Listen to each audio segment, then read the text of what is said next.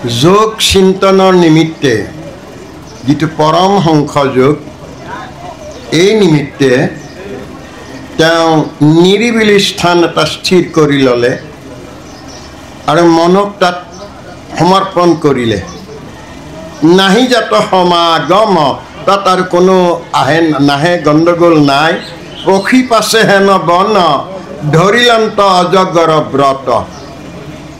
ধ্যানমগ্ন হৈ থাকি এই ব্ৰতৰ মাজেদি আমিবিলাকক দেখুৱাইছে দৃঢ়তা, সততা আৰু বিশ্বাস। অজগৰে যেনেকৈ পৰি থাকে, তেওঁ তেনেকৈ পৰি থকা মহিতলে জীৱা বস্তু আহি গিলে। এই অকল সৰ্প কৰি কোৱা নাই, জ্ঞানৰ সমীহবিলাক তেওঁ লয়। মুখ মেলি ভুঞ্জন্ত সদায়, জ্ঞান সমস্ত তেওঁ লয়। মূত্ৰপুৰিত এৰি ভূমিতলে থকা পৰি, বিষ্ঠায়ে লিপিলহৰ বগায়। এই যিটো সাপৰ বৃষ্ঠা বুলি কৈছে, মূত্ৰ বুলি কৈছে, এইবিলাকৰ তত্ত্বটো পিছৰ পিনে ক'ব। তাহাৰ বিস্তাৰ বায়ু লাখিয়া সুগন্ধি ভৈল, দশ প্ৰহৰৰ পথ মানে। সেই বিস্তাৰ গুণবিলাক, তাৰমানে জ্ঞানৰ সুগন্ধবিলাক বহু দূৰলৈ 10 প্ৰহৰলৈ ই আগুৱাই গ'ল। ঈশ্বৰ খবৰ কৰ্ম পৰম গহন আতি, তাকো জানিবাক কোনো জানে। ই অতি গভীৰ পৰম দৰ্শন, ঈশ্বৰৰ সেৱা কৰ্ম। এই গহন কৰ্মবিলাক আচলতে ইয়াৰ গভীৰতাখিনি মানুহে বুজি নাপায়। সেইডাল কেৱল সৰ্প বুজি জানিলে বা তাৰ বিষ্ঠাৰ মাজত সি পৰি থকা বুলি জানিলে। এতিয়া তাৰপিছত তেওঁ ঋষভে কেনে আকাৰ লৈছে? গৰুৰ আকাৰ কৰি কত ফৰা সুখে চৰি। এটা গৰুৱে যেনেকৈ আকাৰ লয়, চৌফালে গৰুটোৱে যেনেকৈ আমাক সকলো দিয়ে, আৰু কত কাল মৃগৰ আছ অন্নয়। হৰিণৰ দৰে নানা যোগচৰ্যা কৰি আচন্ত ঋষভ হৰি, ব্ৰহ্মানন্দ অখণ্ড হৃদয়। ব্ৰহ্মতে আনন্দময়, তেওঁ আৰু অন্য চিন্তা নাই। কেৱল তেওঁক পোৱাৰ এই পৰমহংস ব্ৰত, মুক্তিৰ ঈশ্বৰ হৈয়া কৰিলা দুষ্কৰ কাৰ্য, দেখাইলা লোকত বিৰকতি। ইয়াৰ মাজেদি আমাক জনসমাজক আসক্তিশূন্য হ'বলৈ, মোহশূন্য হ'বলৈ, বিৰকতিনো কেনে, যোগসিদ্ধি যত যত হৈলে তাতে উপপত, নকৰন্ত ইচ্ছা তাক প্ৰতি। একৰে প্ৰতিয়েই লোভ নাই। এওঁ বস্তু কিছুমান পাইছে, মানে অনিমা, লঘিমা, মহিমা, প্ৰাপ্তি, প্ৰকাম্য, ঈশিতা, বখিতা, কামবখিতা, এই সমস্তখিনি পায়ো এই লঘিমা মহিমা আদি যোগসিদ্ধি যত মানে পায়ো নলৱে যোগীগণে। তেওঁলোকে এইবিলাক আশা নকৰে। তাৰমানে মুক্তিত নিস্পৃহ এওঁলোকৰ চিন্তা হ'ল সমাজ এই আদৰ্শেৰে আগবাঢ়ি যাওক, ঐশ্বৰ্যত পৰে আৰু নাহিকে অনৰ্থ গৌৰৱ। ধন টকা পইচা দৌলত এইবিলাক আচলতে অনৰ্থৰ মূল, বাসনাৰ মূল। এইবিলাকক তেওঁ কিন্তু এতেকে তেজয় আপুনি সকলো ত্যাগ কৰিব পাৰিছে। তাৰমানে আমি ঋষভৰ দৰে যেতিয়াই সকলো বিষয় সম্বন্ধকো ত্যাগ কৰি মই সাধন কৰিব পাৰিম, আৰু ভগৱন্তই কৌশল কৰি আমাক দিবলৈ আহিলেও সেইটোৰ প্ৰতিও মোৰ ইচ্ছা নাই। মোক নালাগে, মই বুজি পালোঁ।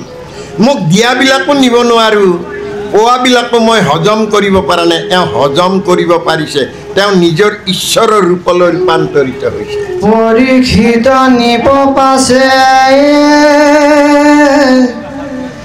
বুলি বাক লৈলা পুনো,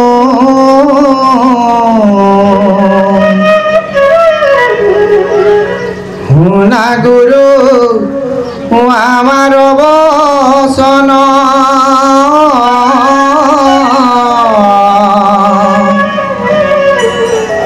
জ্ঞান অগ্নি দহিলন্ত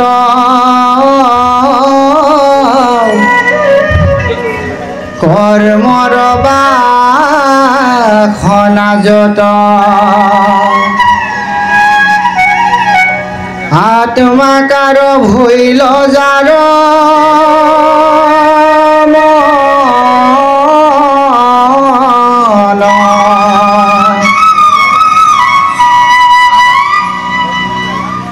হেন যোগী সমস্তৰ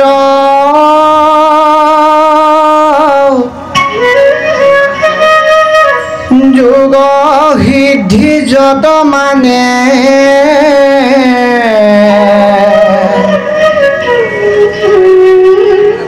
মুকলবা বুলি ফুৰে পাছে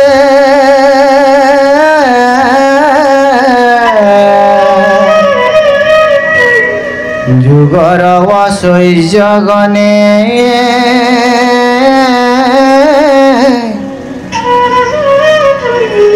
অনৰ্থ কৰিবে কিবা তা সম্বাৰ কৈত মন্দ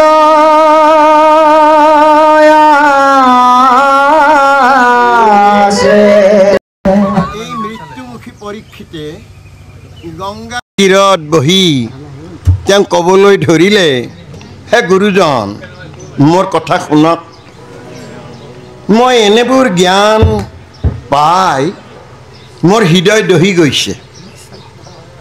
মোৰ যিবিলাক কৰ্মৰ বাসনা আছে সকলো আঁতৰি গ'ল। এই আত্মাৰ যিবিলাক আছিল সকলো মলি দূৰ হৈ গ'ল। এই সংসাৰত হেন যোগী সমস্তৰ যোগ সিদ্ধ যত মানে মোকলোৱা বুলি ফুৰে পাছে, ইহঁতে পিছে পিছে ফুৰে, মোক লোৱা মোক লোৱা মোক লোৱা। কি মুক্তি লাগে? সাধুৰ্য, আলোক্য, সাৰূপ্য, নিৰ্বাণ, কি লোৱা লাগে যদি লোৱা। যোগৰ ঐশ্বৰ্যগণে অনৰ্থ কৰিবে কিবা, তা সম্বাৰ কৈত মন্দ আছে। মোক একোৱে তোলাব নোৱাৰে। মই ভাগি নপৰোঁ। মই সেই পৰম সত্যটো মই উপলব্ধি কৰিব পাৰিছোঁ। কৃষ্ণ। হে ৰাম তুমি বিনে কেনে মোৰ সে দিবে সংশয় ঘোৰ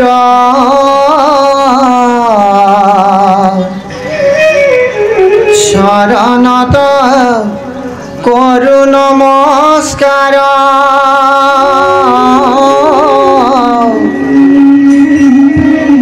হেন শুনি হুকমুনি বুলিলন মনে গুণি শুনা বাপ বচন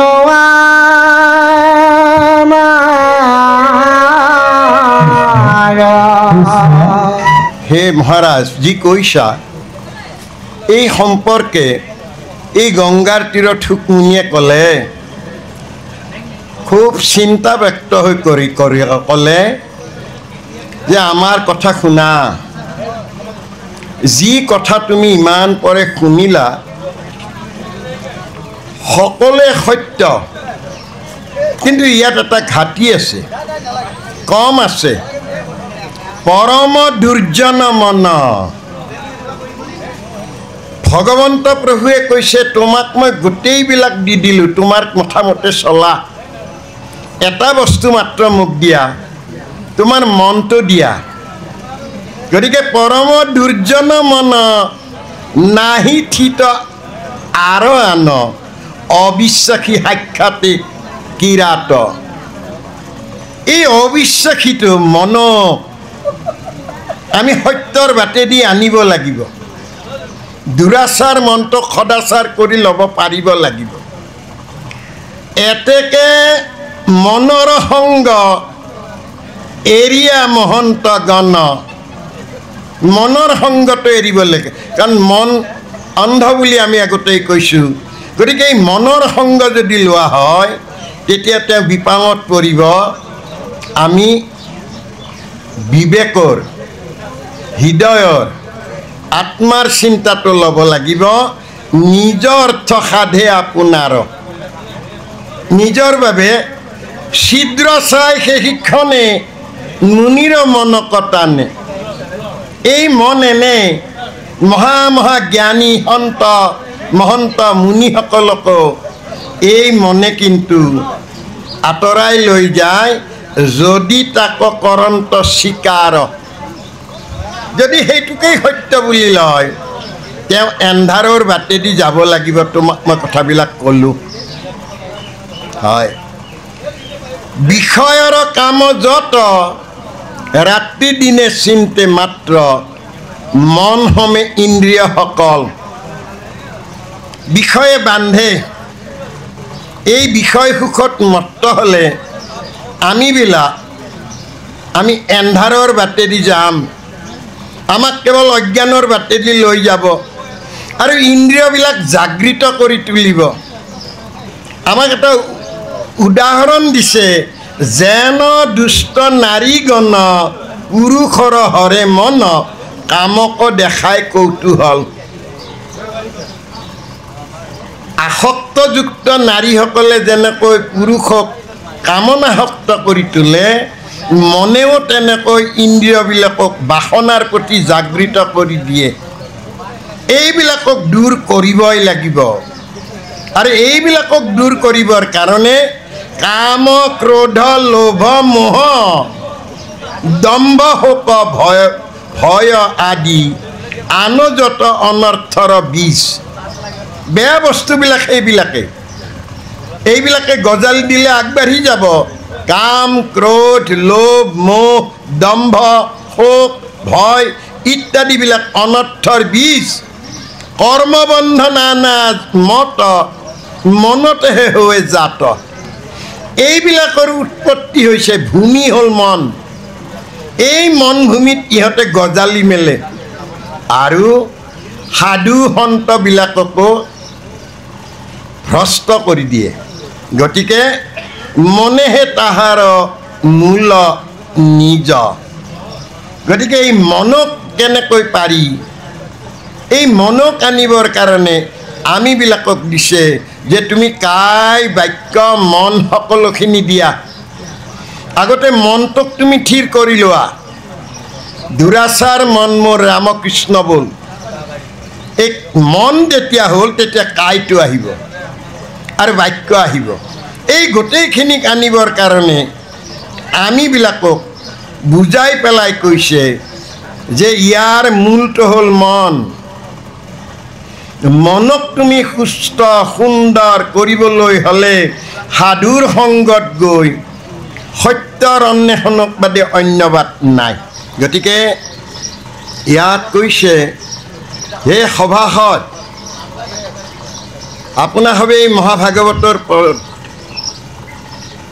সদায় পান কৰক অমৃত সমানকৈ যিয়ে পায় শুনান্ত মহাসুখ এনেবোৰ কথা শুনিলে বৰ সুখ গুচাৱে মনৰ দুখ মনত আৰু দুখ নাই শোক নাই যন্ত্ৰণা নাই অজৰ অমৰ হৈ কায় কাৰণ দেহটোৰ পৰা বিষয় সম্বন্ধকৰ বাসনাবিলাক যেতিয়া আঁতৰি গ'ল তেতিয়া আৰু তাত দুখ কৰিবলগীয়া একো নাই আৰু এই নিমিত্তে আমিবিলাকক মাত্ৰ কৈছে দেহক যদি সুস্থতাৰে ৰাখিব খুজিছা তোমাৰ দেহত থকা কাম ক্ৰোধ লোভ মোহ মদ মাচৰ্য সকলো তুমি আঁতৰাই তুমি এই বাটেৰে তুমি আগবাঢ়ি যোৱা সকলো কৰ্ম তুমি এৰা মাত্ৰ এটা বস্তুটো লোৱা ৰাম নাম লোৱা তুমি সুখেৰে গতি কৰিব পাৰিবা তুমি যদিও মৰা বুলি ভাবিছা দেহ মৰি যাব আত্মাৰ মৰণ নাই কৰি মহা কায় কষ্ট আচৰীয়া তপব্ৰত তথাপি নুহিকে নাম হৰি নম নম জগন্নাথ চৰণত দিয়া মাথ কৰ মই লক্ষ্য কৌটিবাৰ মই কৌটিবাৰ প্ৰণাম জনাইছোঁ হে জগতৰ হৰি মই ক্লায় কষ্টৰে তপ ব্ৰতেৰে যিবিলাক কৰিলোঁ নামক বাদে আৰু গতি নাই সংসাৰ সাগৰ ঘোৰ এই সসাগৰা পৃথিৱীখনেই ভৱ সমুদ্ৰ এই সংসাৰ সাগৰত মোৰ তনু নাও কিন্তু বুৰি আহি আছে উদ্ধাৰ কৰোঁতা মাত্ৰ তুমি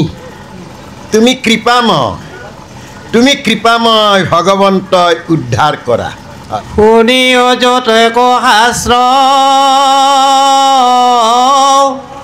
তোমাকেহে কহে মাত্ৰ দেৱৰ দেৱতা তুমি হৰি হাতে দান্তে তিন ধৰি বোলো হুকা পণ্য কৰি লৈও মোক নিজ দাস কৰি মাত্ৰ তোমাকেহে কহে মাত্ৰ দেৱৰ দেৱতা তুমি হৰি হাতে দান্তে তৃণ ধৰি বোলো কাৰ্পণ্যক কৰি লয় মোক নিজ দাস কৰি আমি প্ৰত্যেকেই তোমাৰ দাসৰ দাস তুমিয়ে আনিছিলা ধৰাধামলৈ তোমাৰ নামক মনে সুমৰক অনুক্ষণে নিৰন্তৰ তোমাৰ নাম মই যেন সুমৰণ কৰি থাকিব পাৰোঁ হৃদয়ে তোমাৰ চিন্তি ৰূপ ভগৱন্ত নিৰাকাৰ পৰম ব্ৰহ্মৰ হৰিৰ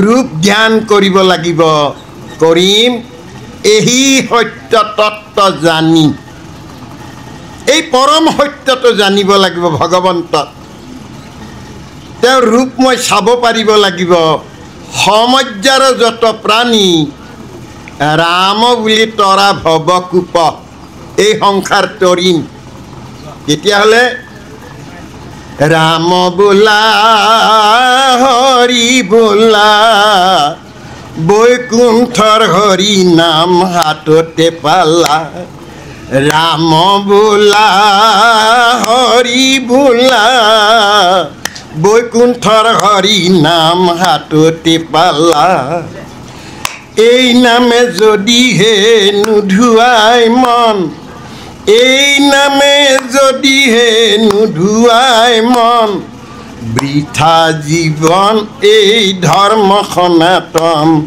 ৰাম বোলা হৰি বোলা বৈকুণ্ঠৰ হৰি নাম হাততে পালা ভকতিৰ খেতুৰে জীৱন তৰণ বোলো ভকতিৰ খেতুৰে জীৱন তৰণ শ্ৰীকৃষ্ণৰ মুখৰ বাণী এক শৰণ ভকতিৰ খেতুৰে জীৱন তৰণ শ্ৰীকৃষ্ণৰ মুখৰ বাণী এক শৰণ ৰাম বোলা হৰি বোলা বৈকুণ্ঠৰ হৰি নাম হাততে পালা এই নামে যদিহে নুধুৱাই মন এই নামে যদিহে নুধুৱাই মন বৃথা জীৱন এই ধৰ্ম সনাতন ৰাম বোলা হৰি বোলা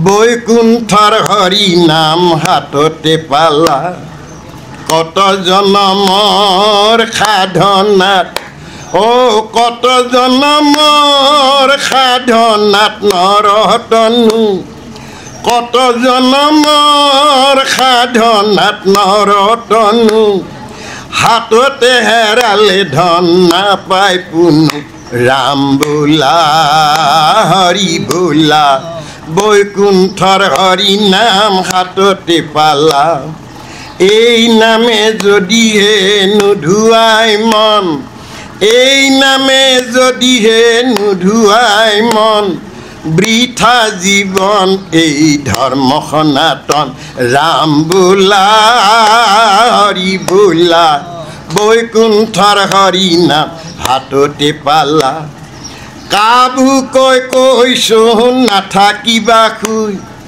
কাবু কৈছো নাথাকিবা শুই ধন্য হব জীবন নামৰ কঠীয়া ৰুই ৰাম বোলা হৰি বোলা বৈকুণ্ঠৰ হৰি নাম হাততে পালা ৰাম বোলা হৰি বোলা বৈকুণ্ঠৰ হৰি নাম হাততে পালা এই নামে যদিহে নুধুৱাই মন এই নামে যদিহে নুধুৱাই মন বৃথা জীৱন এই ধৰ্ম সনাতন ৰাম বোলা হৰি বোলা শ্ৰীহৰিৰ দাস ইহাকে কহিলোঁ শ্ৰীহৰিৰ দাস ইহাকে কহিলোঁ হৰিৰ গুণ নাম কিঞ্চিত কহিলোঁ ৰাম বোলা হৰি বোলা